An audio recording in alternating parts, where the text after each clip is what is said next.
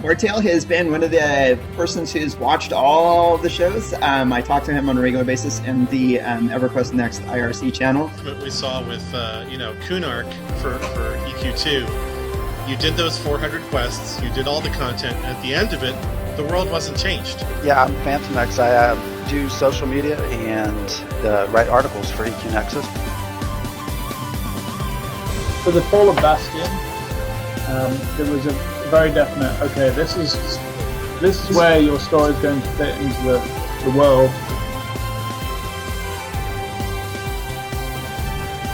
Listen, fluffy looking beard. Thank you. Listen, I went and I killed a dragon, and then 2 drops of whiskey hit my face, and I willed this manly beard into cow was raising. Yes.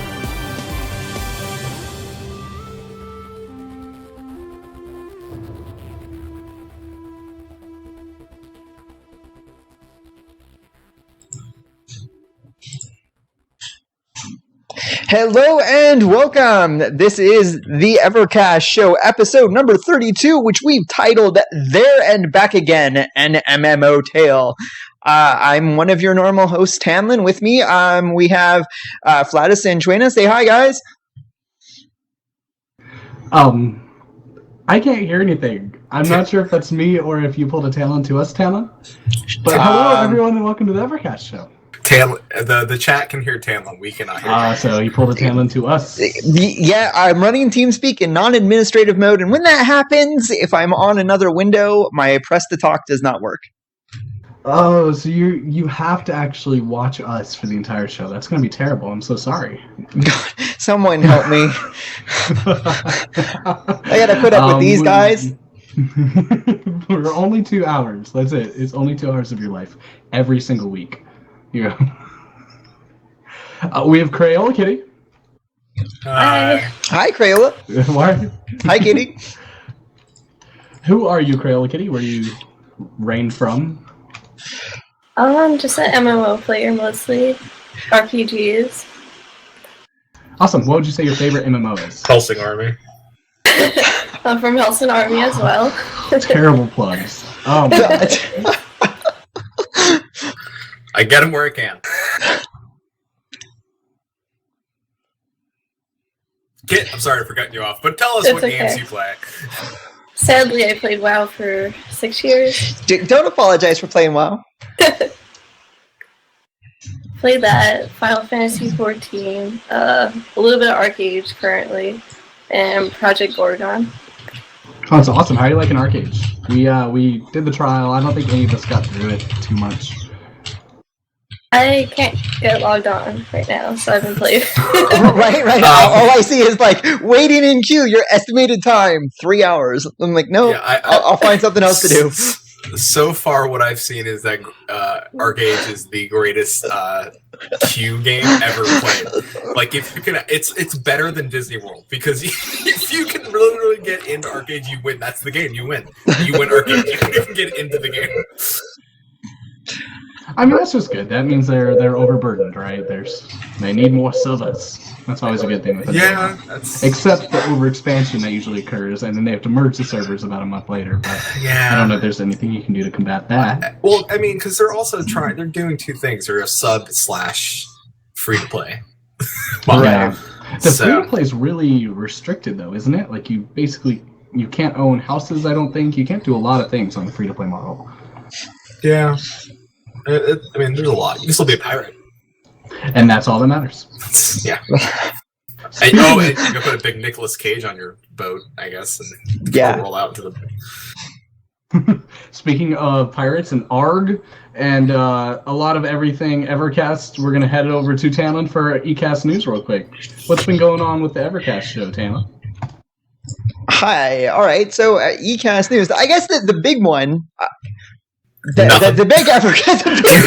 Hey, I figured it out. We couldn't hear him again. I figured it out. So the big EverCast news that's coming out of SOE this week is that Omid has left SOE. I don't want to get too much into the whys because he's done a pretty good job of explaining to the community what factors went into him deciding to leave the company. It's there on Reddit if you want to go look.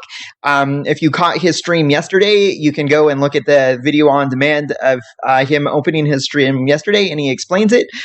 Don't do it right now. Do it after the show. But it's news. Omid has left, and I think that we all wanted to give a proper salute to Mr. Dariani Omid in his work on EverQuest, EverQuest Next Landmark, and to all his future endeavors. Absolutely, and no one's seen it yet, but I actually did a GIF when I got my diploma of an Onod, so I'll drink to that. All right. And just to let some people know, I think one of the coolest things was I found out that they were selling SOE Live loot cards at SOE Live, and myself, Tamlin, and Kylos didn't know, and if they did know, they would have just bought me one. I would have paid them for it. And I messaged Omid asking if I could still buy one, and the dude was so nice. He just gave me a code, and I got an SOE Live loot card for none. I mean, out of all, even though I couldn't be at SOE Live, like that was like I got the thing. I got the one thing.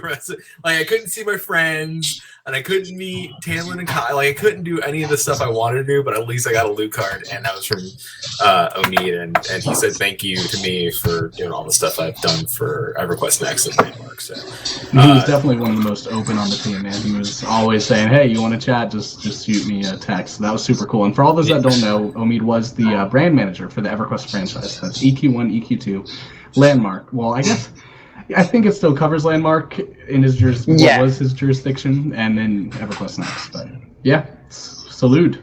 And that was under the marketing, right? Since he's no longer with Tamlin, you weren't. It was under the marketing umbrella. Just brand manager, I guess, sounded a little bit better. Legendary wants to know what we're all drinking tonight. Myself, I have a Sam Adams Oktoberfest. I still don't drink. Peter Flatus, has that look. Oh my gosh. I'll let you say it, Flatus. What am I drinking? Rum and Coke. Yeah. Tamlin still doesn't drink, so it's a Diet Pepsi. Sorry. I just have water. Yeah, no. I saw that, and I'm like, is there a picture of a duck on the wall behind you? So why is there a picture of a duck on the wall? That is not a duck. That is a picture of a puppy Labrador. I am currently house sitting / dog sitting, and I am not in my normal hovel. So how rich is your girlfriend again, Flatus? That's she's this rich. She's ribbon rich. she's award show ribbon rich. That's how she's pedigree, right? Was that the term earlier? This is why I get in trouble with chat. This is how it starts. Right? This is how all. It's going to be a great show tonight, everyone. We are covering the foundations of the MMO. We're going to be talking about our experiences with MMOs over the years, what we love about them, what we hate about them. Second half of the show, we're going to be talking about a cool Kickstarter project going on called Project Gorgon. And we'll talk about that a little later in the show, but stick with it because it's going to be a cool discussion. Yeah. But there's still more ECAST news. Right, absolutely, there is, because we don't finish. Took your conversation and ran with it. Right, don't finish your glasses yet. We still have one more toast to do, and one of the writers for EQ Hammer, he's been a guest on this show. He's also one of the rotating hosts over on Friday nights at the Theory Forge Velux. He is a third-time father. His baby was born yesterday evening, so I don't know if he's watching this or if he'll catch this later. But to you, sir. Congrats on your level 1 spawn. Cheers. Yep. He by the time you have to take a drink. Dude, honestly, like that dude's creating his own guild. He just keeps getting, like slowly but surely. He's already let's see, between his wife and his 3 kids, man, that's a party right there. They're going to raid. It totally is. They'll be raiding in no time. Yeah, he's already got a dungeon party. All right, so other bits of ECAST news. The Landmark Battlegrounds from the landmarkbattlegrounds.com. They're doing their first Battleground tournament tomorrow. Chuena wasn't big enough to step forward and sign up. whoa. But I did! Jump the gun over here. Look, I might have plans tomorrow. That's why. Convenient. I don't want to sign up for something that I'm not sure I'm not going to do. Yeah, he's got plans being a wuss. This is payback. All right. Yeah, I might sign up. All right. I might. Well, I think that go to the website because he tweeted out that they're closing down entries soon. I know I signed up earlier in the weekend, so I will be competing. And it should be fun. We'll be tweeting that out like when it goes live because it does seem like it's going to be a whole lot of fun, and it's definitely something I'm looking forward to. So I was gonna say, really, on occasion we get to see new people hop in chat. Potato Man 88 is new, and his second thing said in chat, from what I can see, is "me like bald man." So, Talon, you have a fan. Also, someone said, "Is Talon shrinking?" What you guys didn't know is we poured water on Talon pre-break, and he started shrinking from. I guess it's really hot in his house, and it melted his skin a little bit. I am melting. And also, this is an old chair, and it sucks. And anytime I try to lean back, I start sliding down. Whoa. Yeah, that was my bad. I'm messing up. It's the heat. I blame it on the heat. But the last... How hot is it there? Sorry. Go ahead. Finish the news. Can we get on to like the important stuff, like talking about gaming? Who cares about the weather? Yes. The last bit of eCast news is that we have 2 more giveaways that are ongoing right now at this very second that nobody has claimed. Watch our media and not just our Twitch and our Twitter, because that's where you'll find those giveaways. They're pretty easy. I mean, we didn't exactly hide them. We just wanted to see who pays attention to what. And the easiest way to get feedback on how people are getting a hold of our show and what we're doing is to like embed it in those places. That's a little bit of a hint. But that's it for the eCast news, unless either of you, anybody has anything else they want to add before we get right into the heart of the matter.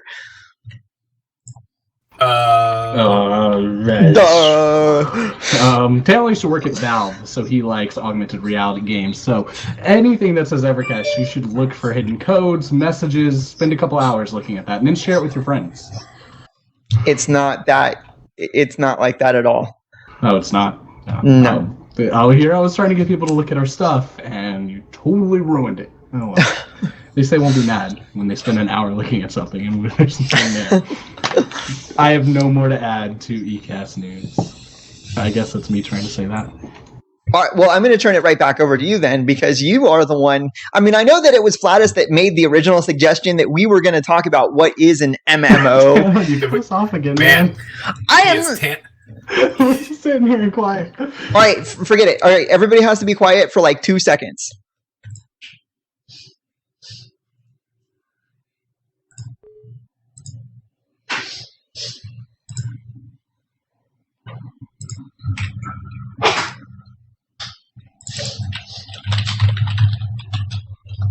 All right. Am I back? Welcome back, sir. West Side? What?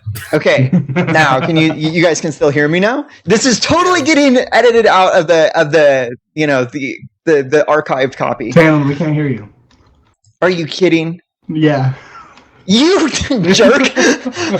Don't mess with me like that. Oh man. Well, Franz was giving a look. I figured we'd go with it.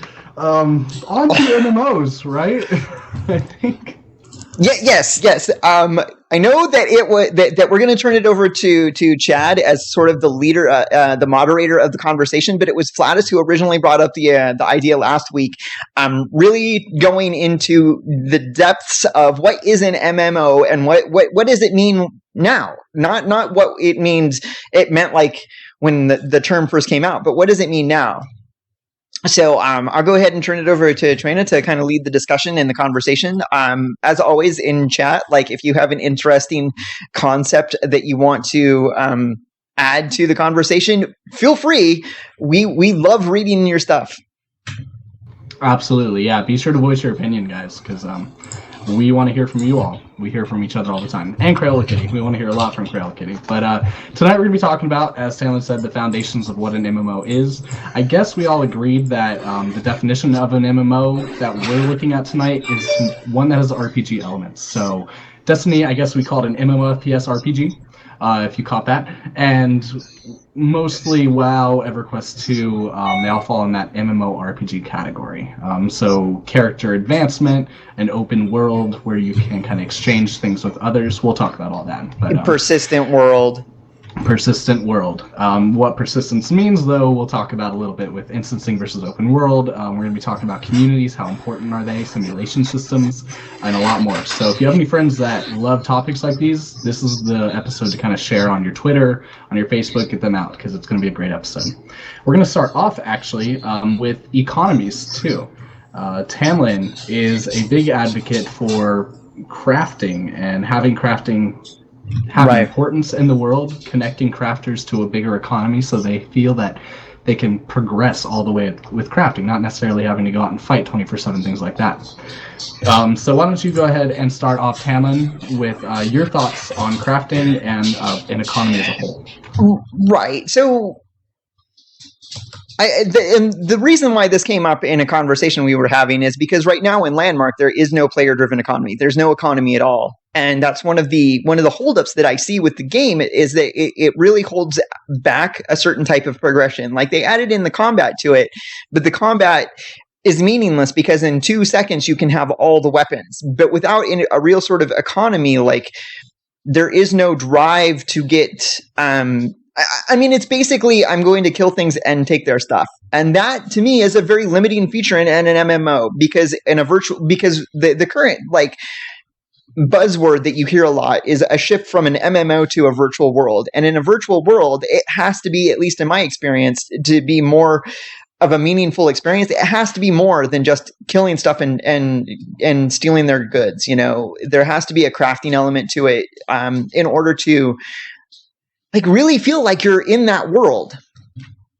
Yeah, and so people understand, we were talking about the addition of legendary weapons into Landmark, and the biggest thing with Landmark is they keep saying, oh, we're going to build an economy, so the crafters will need the harvesters, and the builders will need the harvesters, and the builders will also need the crafters, vice versa, to kind of create interdependence. Well, but we haven't seen any kind of economy yet. There's no vendor NPCs to sell into currency, things like that.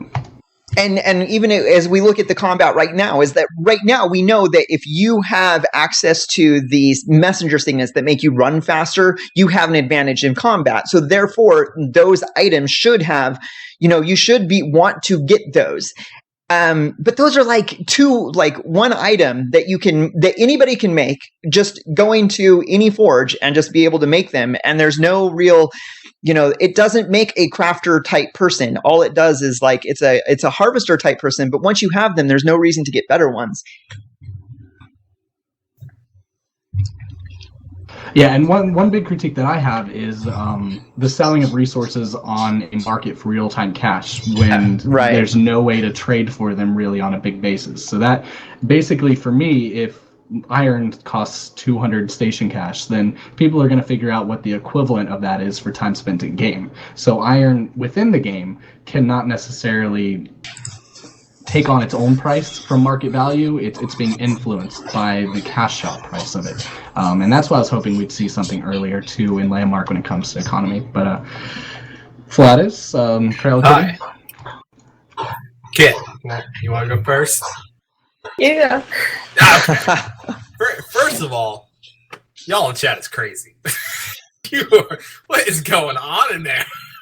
I'm looking over like MMA's mixed martial arts. They got people like legendaries, like Chewie and Destiny is now an RPG. Oh man, that was a rant. Oh, I think it kind of works as an MMORPG a little bit, right? Well, it is persistent across the fact that you connect. I will say this: we all four of us may not feel it's an RPG, but it's being set like it's kind of being like this is one in a sense. In a sense. Anyway, yeah. I mean, look at where look at the humble beginnings of where these games came from MUDs of all things, text-based multiplayer rooms to Ultima Online, and then EverQuest of all things, with Smedley having the dream of having a role-playing game online, and where we're at now, where we have everything under the umbrella of an MMO. It's insane. Right. It really starts losing its meaning because everything tries to fit under it. Yeah, it really does, and it's a strange time we're living in gaming, because we rather have too much of one thing, like zombie games, or we have people trying to to bring back that old school feel, but in a but which is mind blowing for people that have never played like something like EverQuest 1 or something really old school, and they're coming into this terms where like this is what MMOs used to be, or this is new. It's not really new, so it's a strange time we're kind of in right now. We're in this like the field is almost open for anybody right now, so I kind of dig it. I really do kind of dig it. Yeah. See, that's the thing is like we were going to talk about instancing a little bit later, but that's one of like the things that turns me off about like if you call yourself an MMO and you rely heavily on instancing, then it starts to lose a little bit of that world flavor to it because you're outside of the world. You're in your own private little corner of the world that other people can't interact with. And it's like, well, how much of a virtual world, how much of this thing that we've created together as a community can there really be when you spend most of your time in an instanced corner where no one interacts with you? Yeah, that's a great point. Kit, your turn. Well, I like the open world. I started off playing WoW, and now that I'm playing the older games, I prefer those over the instances in the MMOs. Like playing Project Gorgon. I love adventuring and running around and finding random stuff throughout the world. Truth. Yeah, no, yeah, that's kind of the player I am. I don't know. Vanguard, Tamlin, EverQuest for me. Flatus, what was your big first open world MMO that you played? Life. I'm just kidding. Wow, that one sounds really cool. I haven't played that one before. How do we log in? No, it was World of Warcraft for me, but I've always been a type. I've always been the type of gamer who feels that that harder in being unforgiving in a game is almost the best way to teach somebody. And I've said this before on the show. Like when I was first growing up, I was always kind of given like hand-me-down consoles from like other family members and stuff like that. Like my uncle gave me his Atari, and that's what I played on when I was younger. Or he gave me his NES when he bought the Super NES. So like my first couple of games, yes, uncle, dude, a little bit, and. Well, there was like no GameStop really back then, so I couldn't really trade him in. So my first gaming experiences were like Legend of Zelda and I'm not talking about Atari because those were all like beep boop bop bop games. You kind of got what you got with those. But like when Nintendo came around, you had like your Mega Man, and like Mega Man stuck out so much to me because it never had a tutorial. You ran into the first level, and you like if something killed you, you're like, oh, there's a jump button. You had to learn to jump, and you had to learn to shoot, and you learned to it never held your hand and taught you. And I don't want to like talk about Gorgon early but I'll talk about like EverQuest 1 a little bit because I've gone back to play that. It like outside of the new starting area that they have, EverQuest never really taught you. Like you had to go talk to people and the NPCs in that game and learn how to like get their favor and do stuff for them, and that was interesting, and that was what made games like that fun, is because you actually had to take time to go and talk to people and seek people out and solve puzzles, and there were hidden walls, hidden doors, traps. Wells you'd fall into. And like that made gaming so much fun. It was like those little things that made you feel accomplished as a player. When you figured out something that was difficult to, like, I figured this out. Like you felt so good. Like now there's a right. now there's achievements in games. Right. But when you're talking about like the not telling no instruction booklet, right? I remember when I first got Final Fantasy for the original Nintendo for the NES, like I got it as a 2-part Christmas present. I got the game and then I got the strategy guide to go along with it. Like, so I don't think it's fair to say that games have always been like no instruction sheet, because like as far as I know, as long as I've been playing games, they've had like the strategy guides that you could go out and get. But that was always an option. Well, right. Well, you don't have to go to the wiki to know how to solve the puzzles. You don't have to do that. You don't have to. You don't have to look the walkthrough. You don't have to go. Gentlemen. But still, you could still just go to the game. You could go to your game store and look at their game books, and they would have like the strategy guides. And it's no different than today. That you and the thing is that like if you knew the guy behind the counter, you didn't even have to buy the guide. You just go walk in, flip open the book. How do I beat this boss? There, that's how I beat this boss. Oh yeah, no, trust me. When I like worked in my middle school's library, like I was I would just sit there and read GamePro magazine all day long, like for tips and tricks and games, like little things like that. I'm not gonna lie that I did it, but at the same time, you still felt like when you did something yourself, you can't tell me there was more of an accomplished field than it's true. I it's had true. to look at the strategy guide.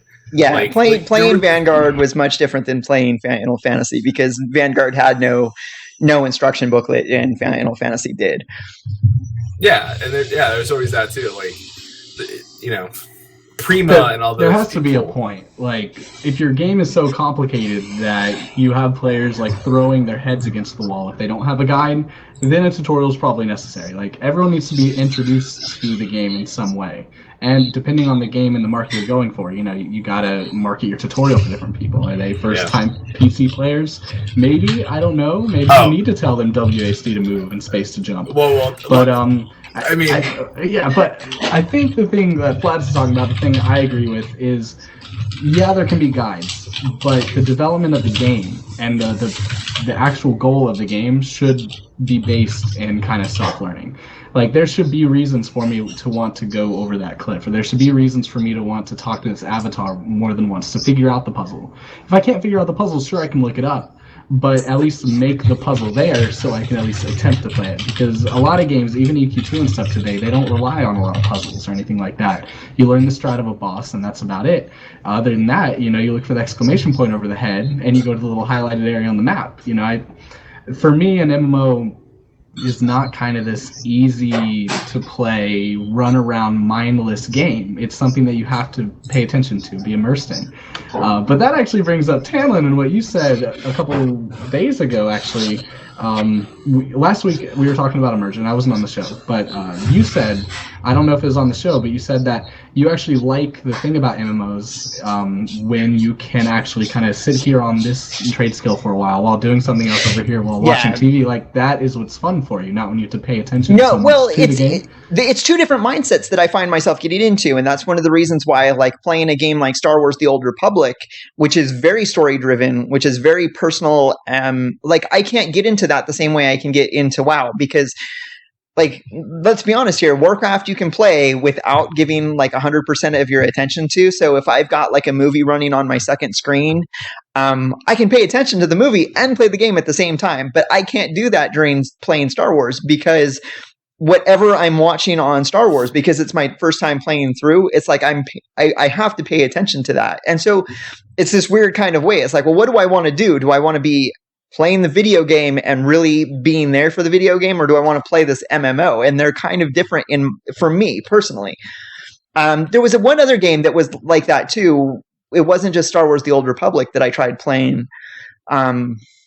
But I can't think of it. But there's a couple of times where I've been like, I can't play this game right now because I'm watching my movie. And that's like... No, absolutely. Yeah. Like, right. Like, I tell people, like, on Sunday mornings, I play Civ 5 with my dad while we watch football. We couldn't do that if the game required us to really be involved in the video game. But because football doesn't require my full attention and the video game doesn't require my full attention, I can kind of do both. That's true. I kind of like heard you and your dad talking this morning on TeamSpeak. I was hearing voices coming out of my computer room. I was like, "What's going on?" I go to look. I was like, "Oh, all right, they're playing Civ."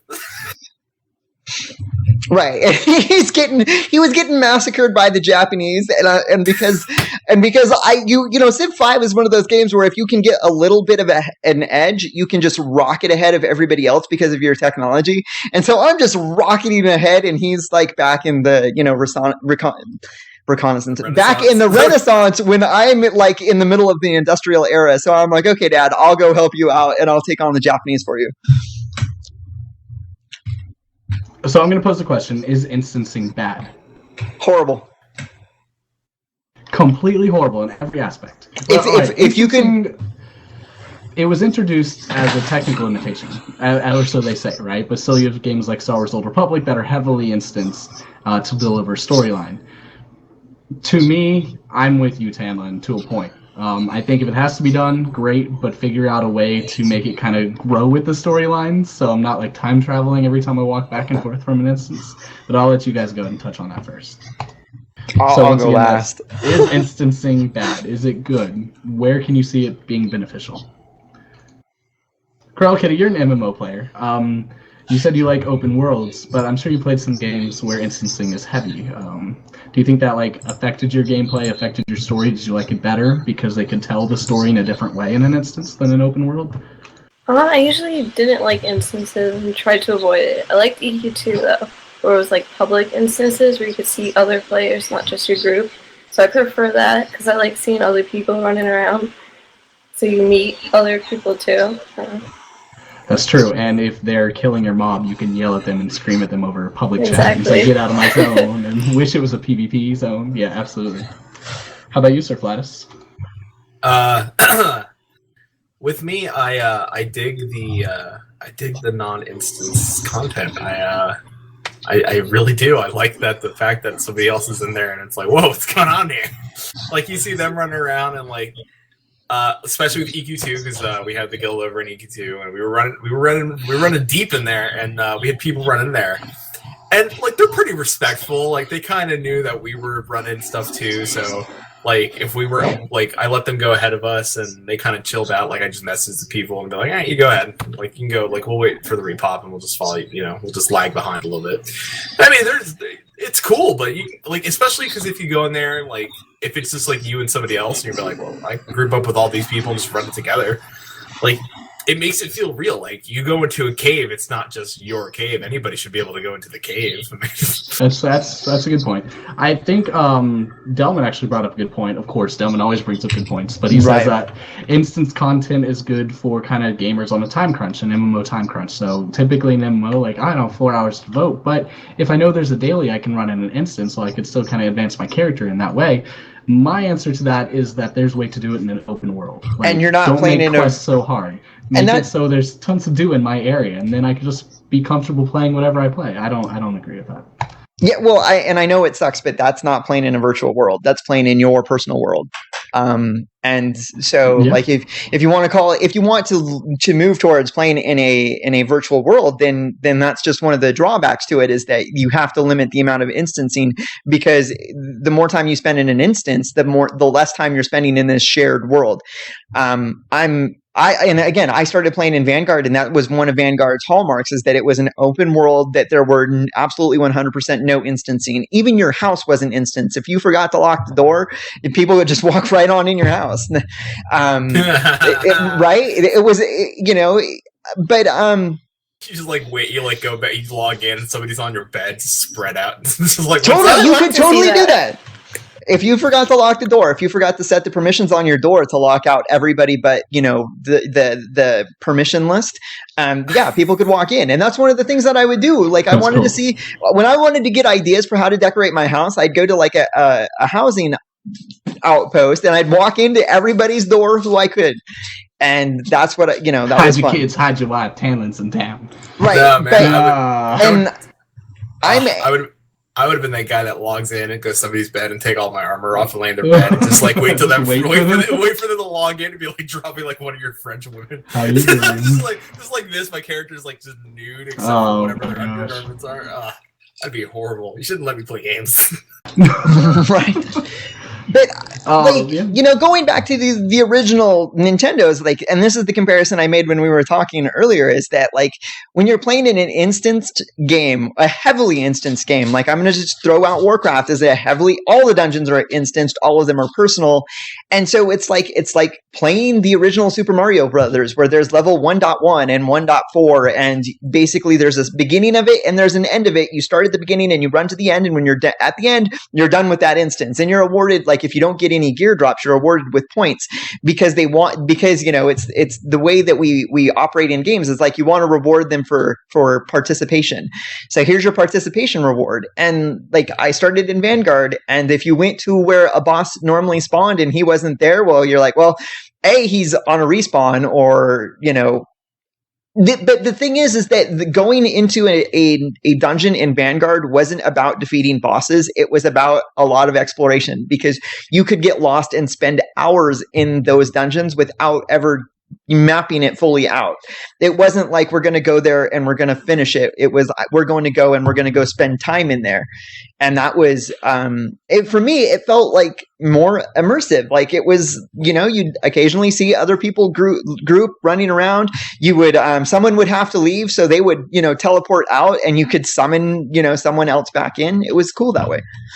I have to say, and I agree with I kind of get what Talon's talking about, because World of Warcraft dungeons are kind of short compared to the EQ2 dungeons, where just running Kit through and stuff like that to level her, we were spending hour and a half, 2 hours in some of those early dungeons, just running around killing things, because there were so many different paths, there's a lot of side quests, little side quests, and nooks and crannies. And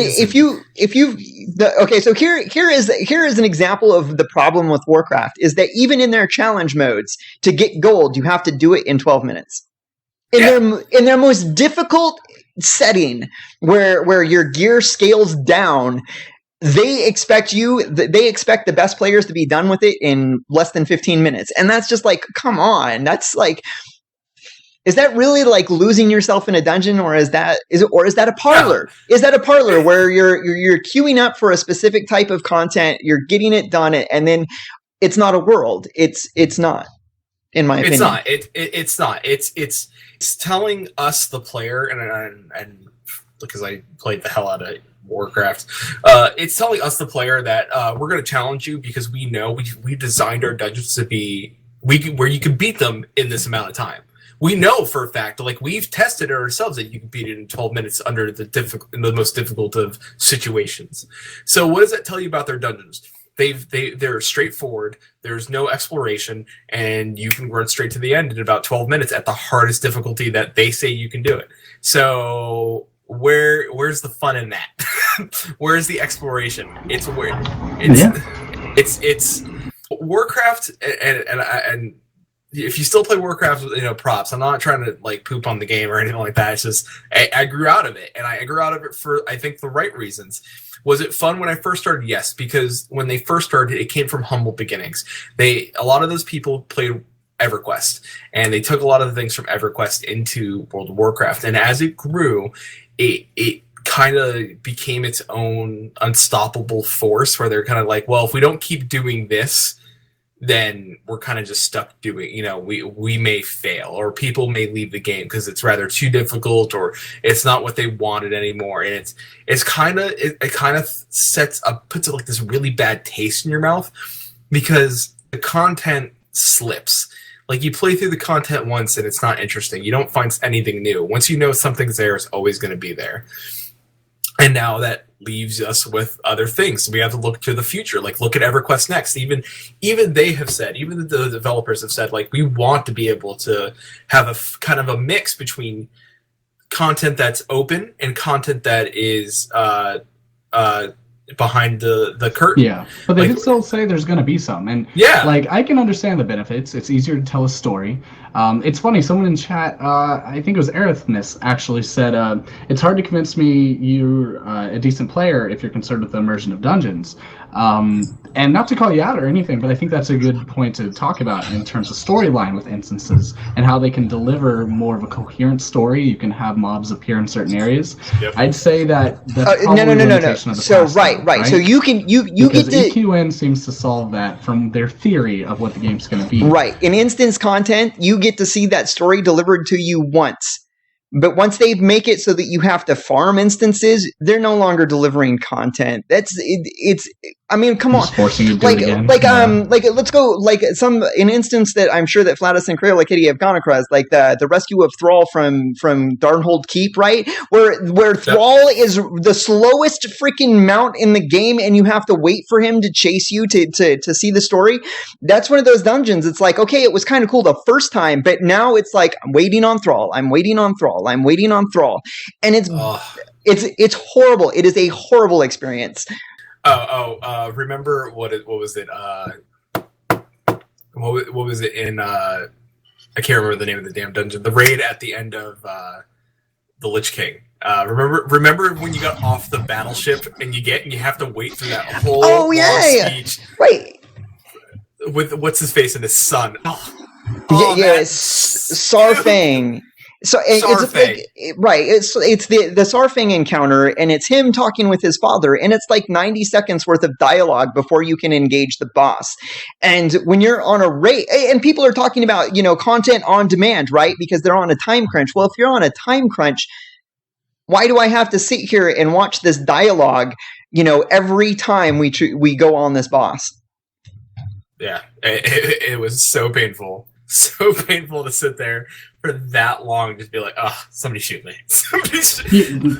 Yeah, you have a good point. I think we're all on the same page that open world is better. And we do like story. No. Well, let me clarify. When I want to play Hearthstone because I only have like 15 or 20 or 30 minutes, I think that Hearthstone is a great diversion. If you want to log in and get a couple of games of League of Legends in, that's cool too. If you want to run your instance because that's a dungeon that you can run through in like 15 or 20 minutes to get your daily done, that's a cool opportunity for you. But I think that it detracts from what a virtual world should be because you're not in the world, you're in that instance. And so like don't get me wrong, like I don't think that makes the inferior by design. I think that if you're trying to make a world feeling, that those are the tools that detract from it, not add to it. It comes back to whether it's a world or not. An MMO for us is a virtual world. So if it's not a world, then there's plenty of other games out there. Like I hate why people. I mean, there's a lot of systems in an MMO, right? And they cater to a lot of different players. That's fine. But at the same time, they kind of ignore the fact oftentimes when they add all these different systems that it is supposed to be a virtual world, that it's supposed to be a unique gameplay experience in its own. There wouldn't be a genre for it if it was like anything else. Unfortunately, we're stuck with MMOs that are a bunch of different genres put together in an online setting. And I think that's where we can go back and we can look at, like, what were they trying to build with the original EverQuest? Weren't they a bunch of D&D players that wanted to create a game where they could recreate their D&D? I'm sorry, but when we were playing Dungeons & Dragons with my friends, we went and we did things, and the dungeon master or the storyteller had to come up with reactions on the fly. And so if we're trying to create an MMORPG, then that should be our ideal, and allowing players to do their own thing and reacting on the fly, and not shoving them in instanced content. Condoms. Damn condoms. Instance condom. That's good. New T-shirt. we need to soundbite that. Oh well, before Chewy erased all chat. My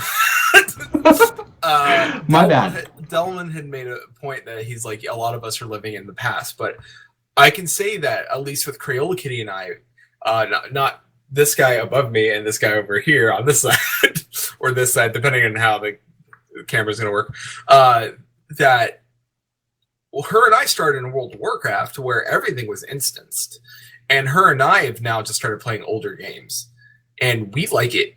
So we went the reverse way. We started with what was newer and went backwards.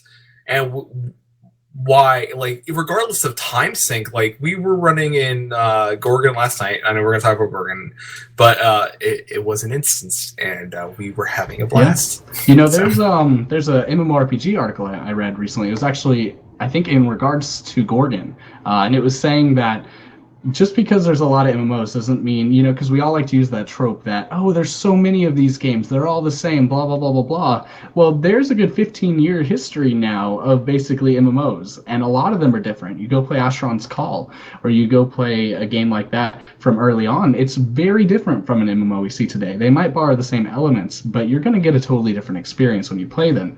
I think that's actually a good point to make, because even on this show, we've said, oh, there's so many MMOs, they're all the same.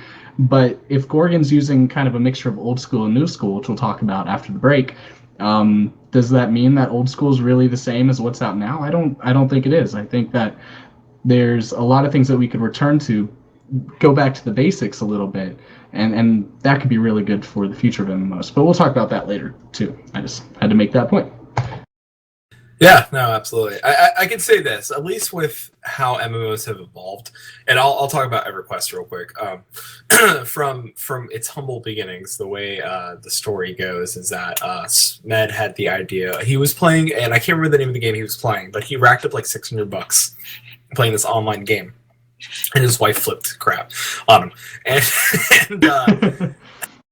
But he had this, like, he thought, like, wouldn't it be cool if I could bring back the old school D&D days and into an online world. He believed in online gaming before it even happened.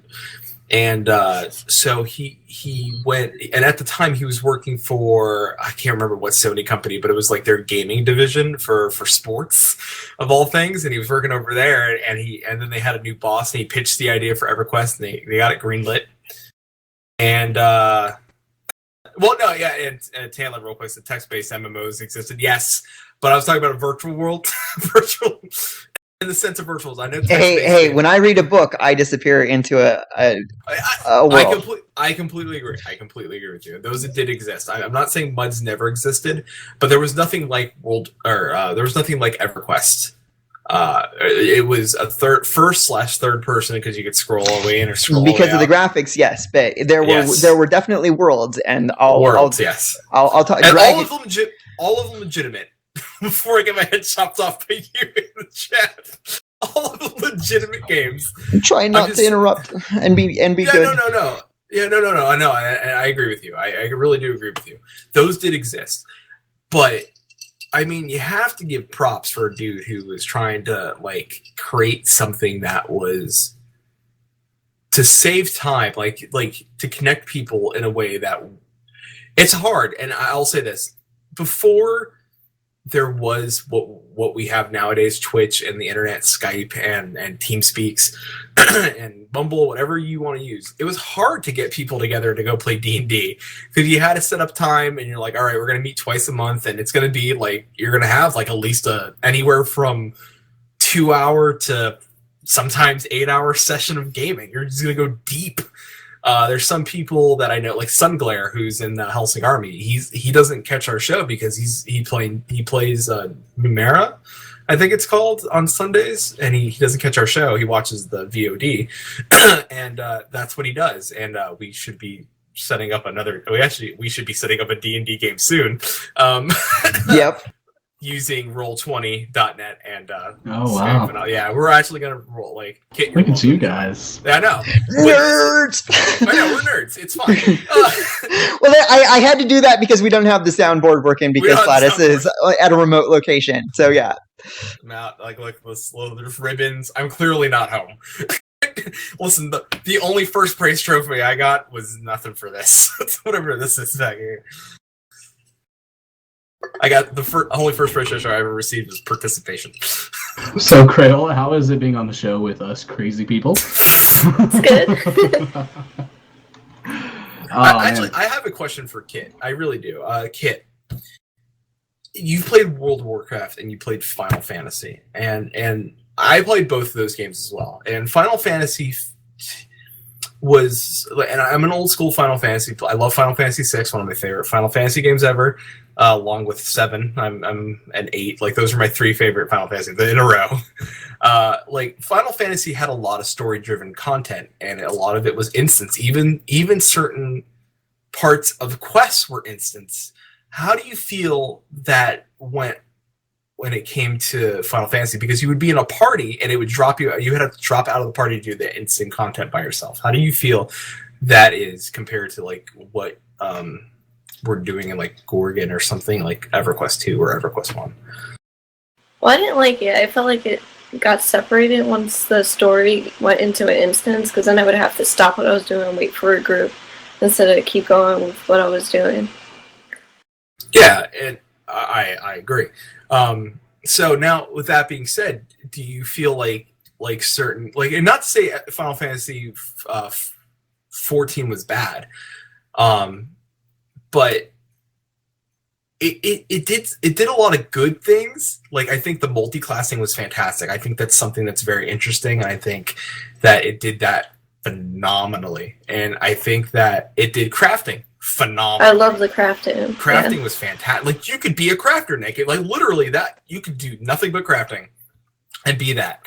It gave you the ability to be invisible to mobs, so you didn't have to worry about dying. So you could just go and collect ore and collect stuff in the world, and like you didn't have to worry about that. And you could just sit there in town and craft and do things for. And crafting gear was actually pretty solid in that game. So it made sense. Like, crafting gear was on par with what dropped in like raids in that game. So they did things right. Like, other things they did wrong, but other things they did right. But yeah, Final Fantasy 13 on Steam. It's on Steam now, cheap. Oh, look. There you go. Final Fantasy 13, cheap. Get ready to go buy that.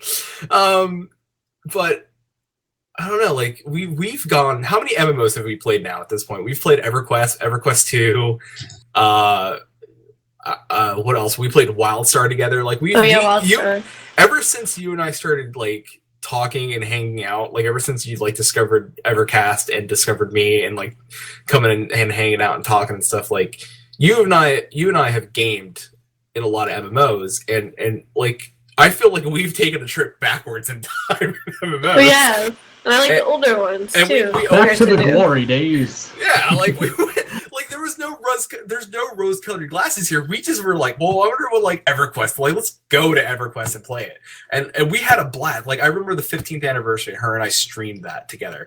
I streamed it, and I think I never had so much fun yelling at an NPC in my life, because they were like, oh, like, because the starting area kind of is like, oh, here you can sign up and get what were they, mercenaries?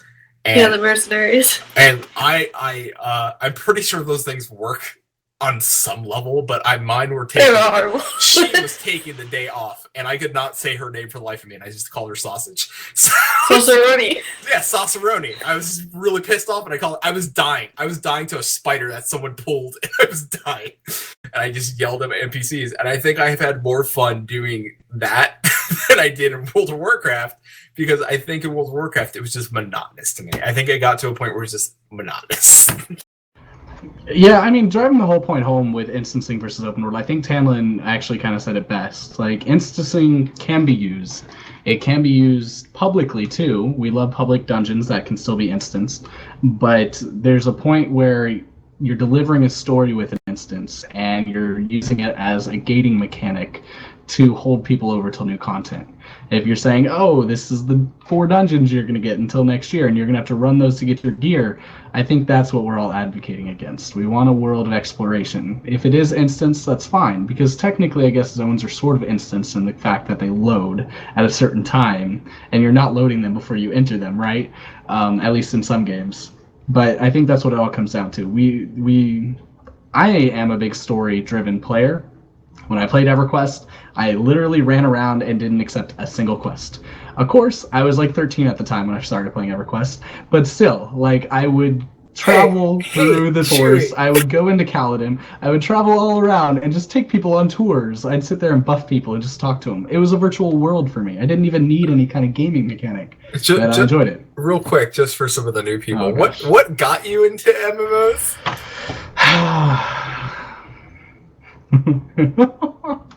He's hilarious. Kim Possible got me into MMOs. All right, Kim Possible had an episode, but then again, it really got me into EverQuest hardcore. Let's just say that. Oh, hardcore! I just said I wasn't a hardcore player. Kim Possible got you into EverQuest hardcore. Hardcore. When I'm spending more time at a computer during middle school than with my friends, I consider that hardcore, whether I was raiding or not. All right, it's that simple.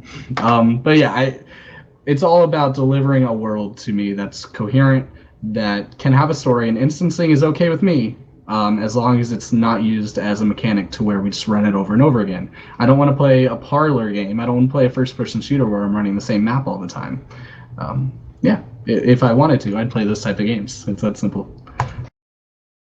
But we do have a lot more to talk about in regards. We have about 5 minutes left. I guess we can touch real quick on the art. I want to touch on one idea, and that has to do with the designing of the world and the art style. We've already talked about this on an episode of EverCast where we discussed the uncanny valley and when art can be good and when, art that gets too cartoony can be bad at the same time. But there was one comment that Rosie made on the workshop. Actually, she made it a couple times. She repeats this comment over and over again. And that's saying, you can let your imagination run wild, but let the structure be believable.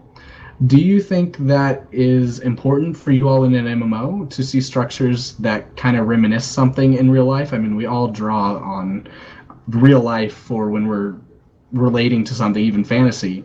Does it drive you wild when you see crazy wild structures that could never exist in a game? Does that matter to you? Tough question. No, not exactly, because I've considered this question before. That you even if you're writing fantasy, there's fantasy, modern fantasy, then there's medieval fantasy.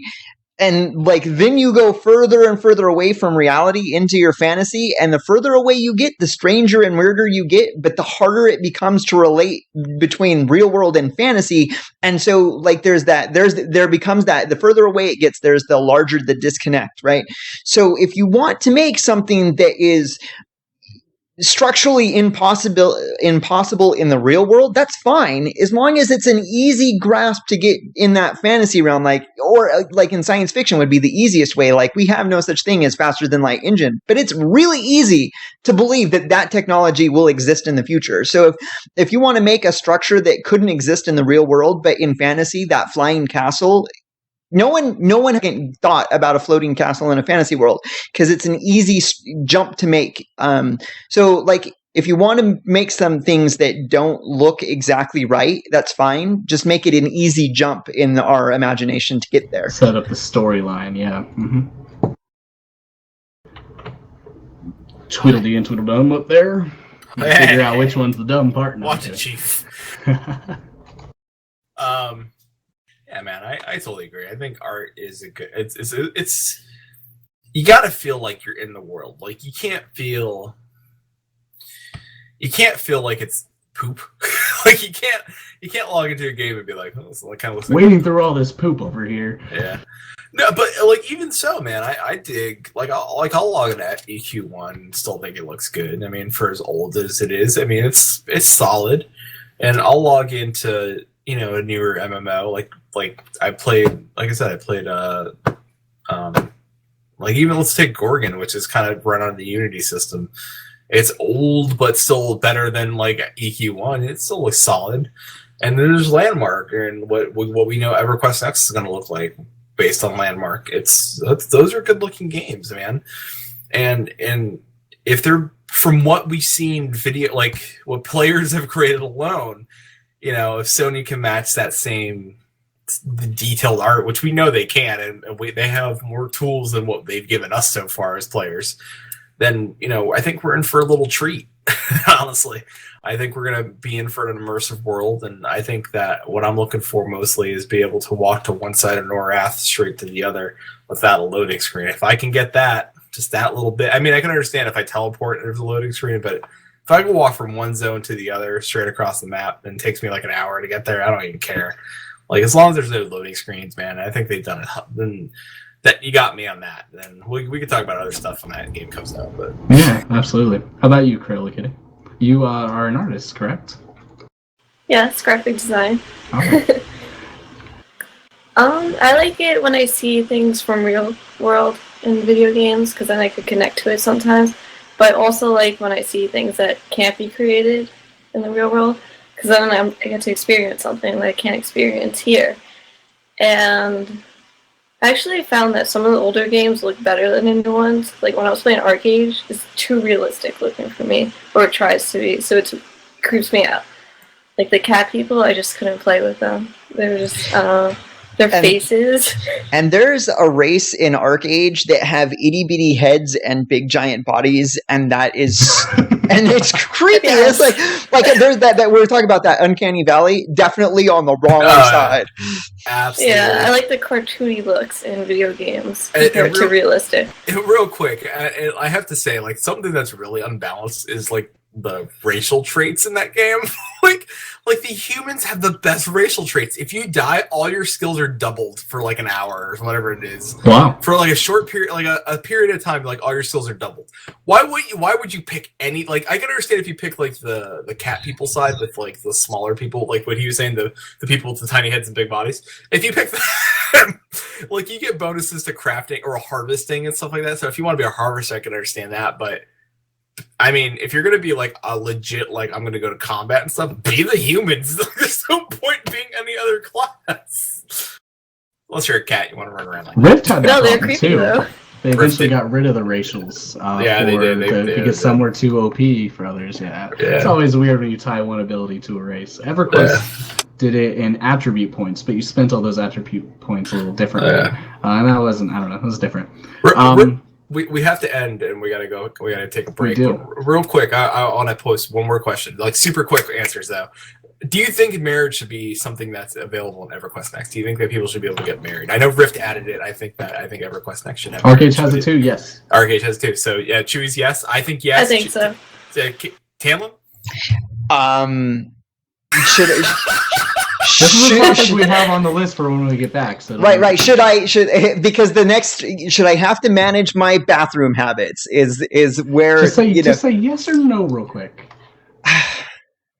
See, the thing is that, and I'll say this: does it need to be a mechanic? No. Does it need? Are people going to RP it anyway? Of course they are. It doesn't need to be added. It's already in the game. As long as you have role players, you're going to have characters getting married.